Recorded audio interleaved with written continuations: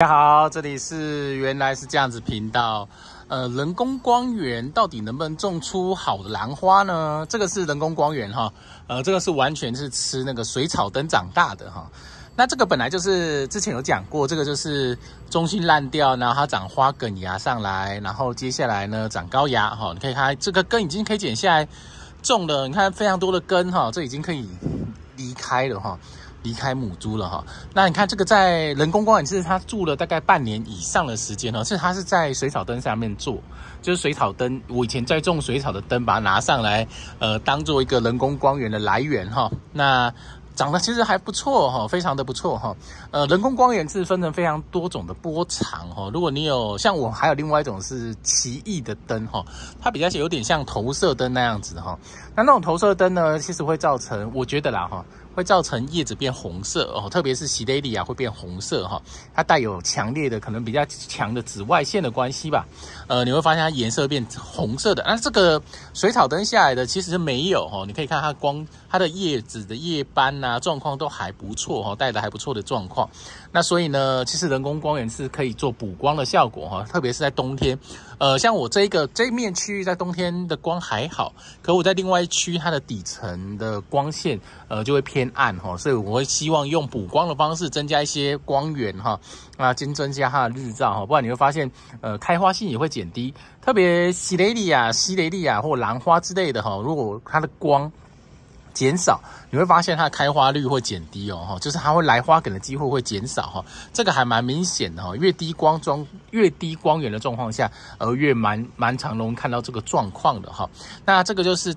所以这个在人工光源下种的，其实种的还不错了哈，我觉得哈，相对而言叶子的状况也还不错，可是你可能要选哈，像我那个是水草灯，所以它的波长是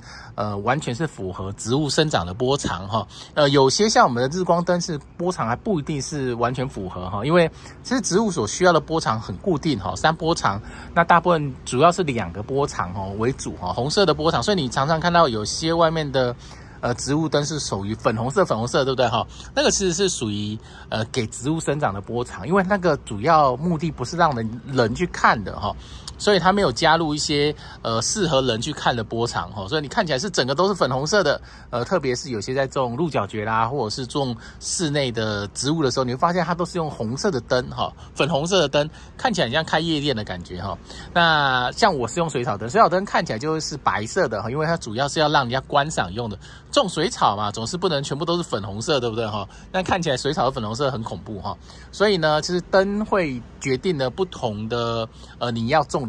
的东西哈，像是水草灯就是比较符合人所需求看的世界哈，所以它的环境的颜色就比较偏白色，那跟它的 K 数也有关系哈，这个就比较复杂了。不过你可以看出人工光源种出来的其实还不错啦哈，至少在水草灯下是适合种植的哈。那这一颗就是完全是在水草灯下所种出来的哈，那比较99%啦哈，偶尔那边还会有一些的光源透进来，不过大部分的光源应该都是水草灯哈，所以你看它叶子还是长得还不错哈。那我还有其他棵叶子也是长得还不错哈，所以在种植上面呢，我觉得如果你的家里头的光线不足的话，你也可以考虑加灯给它哈，加灯像有些地方我有加灯哈，其实就是冬天的时候会加灯，因为冬天不加灯，它那边的光照我觉得不是这么的够哈，不是这么够。那光照不够的话，成长速度就会减慢哈，这个是成长速度减慢也有可能，然后开花性降低也有可能哈，所以如果你在家里头，特别有些人现在冬天如果是在台湾还好，如果有时在国外，它可能是在寒冷的地方哈，冬天会低于0度以下的，你可能就是要用室内的人工灯源去做哈，那你可以选择比较适合的光源啦哈。那像我是用水草灯，我觉得水草灯还不错，而现在 LED 的水草灯也蛮多的哈。那其实水草灯是一个非常适合的光源之一。那当然还是要看流明数哦，你的流明数要符合它的光，我们叫它光合作用，其实有一个需要一定量的光线的亮度以上，它才会产生光合作用哈。那超过某一个光合作，超过某一个亮度以上呢，太久以后它会产生就是光合作用被抑制哈，那我们叫光饱和点哈。那这时候在网上就没有用了哈，所以你可以去查一下，像蝴蝶兰系列它所需要的光饱和点大概是多少哈，那所需要的亮度是多少？你可以用手机去测测看，那大概可以确定一下说你的光照是够不够的哈。好 ，OK， 那这个是路德哈，这个其实这一颗。我还没看过花，说真的，来就是烂头了，烂头没多久以后呢，我就涂了高芽剂，它就长高芽了，所以你看现在是高芽满满，准备把它切下来做种植，现在其实应该现在其实还可以移啦，虽然是冬天，但是最近长根长得很厉害，移其实效果会蛮好的，好，感谢大家收看，我们下次见喽，拜拜。